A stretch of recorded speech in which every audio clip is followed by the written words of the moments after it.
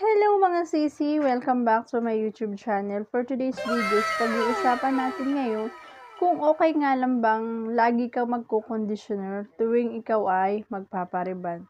Bago tayo mag-proceed sa ating topic at kung hindi ka pa nakakapag-subscribe sa channel ko, search mo lang Annalyn TV and then forget to subscribe, like and share and click mo na rin ang notification bells para ma-notify ka kung sakaling meron ako mga bagong upload na video.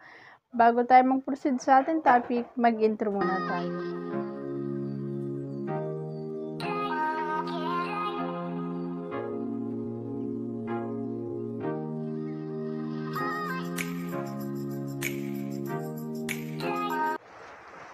Hi mga sisi! For today's video, pag-usapan natin kung okay nga lang bang mag-conditioner ng buhok natin araw-araw pag tayo is bagong reban. Okay, ang masasabi ko lang dyan mga sisi, hindi talaga totally recommended na araw-araw kang magkukonditioner. Kasi merong hindi magandang maidudulot ang pag araw-araw tayong nagkukonditioner ng buhok natin.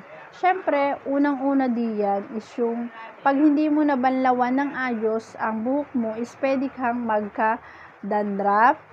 Pangalawa, mga sisi, is yung buhok mo is pwedeng maging sobrang oily na parang pakiramdam mo is mainit na rin ang pakiramdam mo dahil parang dikit-dikit na nga rin yung buhok dahil hindi na nagalaw dahil sa sobrang oily. Sasabi ko lang dyan mga sisi, pag ang buhok natin is galing sa reband, talagang kailangan nating mag-conditioner. Pero, hindi recommended na araw-araw dahil nadyan na yung magiging sobrang oily at pwede ka rin magkadandruff pag hindi mo nabanlawan ng maayos. Ang dapat dyan mga sisi, pag ikaw is magpapariban, magko-conditioner ka rin and then, sashampuhin mo din naman para malinis yung anit mo at mawala din yung sobrang pag-oily ng buhok mo. Ang pag-aalaga kasi ng rebanded na buhok, mga sisi, dapat magko-conditioner ka rin. Hindi araw-araw. Sasalitan mo din ng shampoo every magsashampoo ka 2 beses sa isang linggo para malinis yung anit mo at yung buhok mo. Yun mga sisi.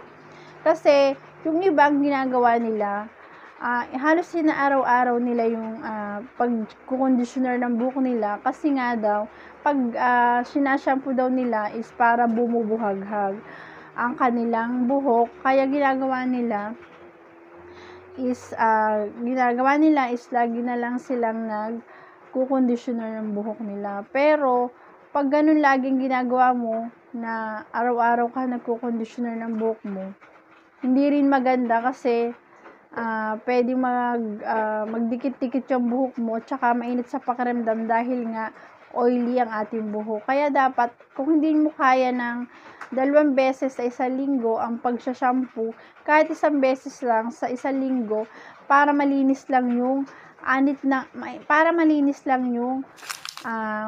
buhok natin at sobra talagang oily at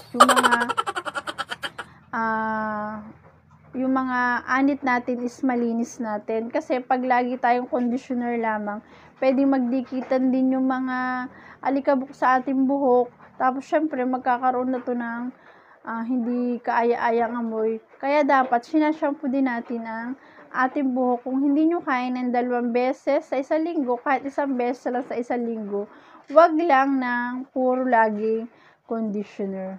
Okay, mga sisi?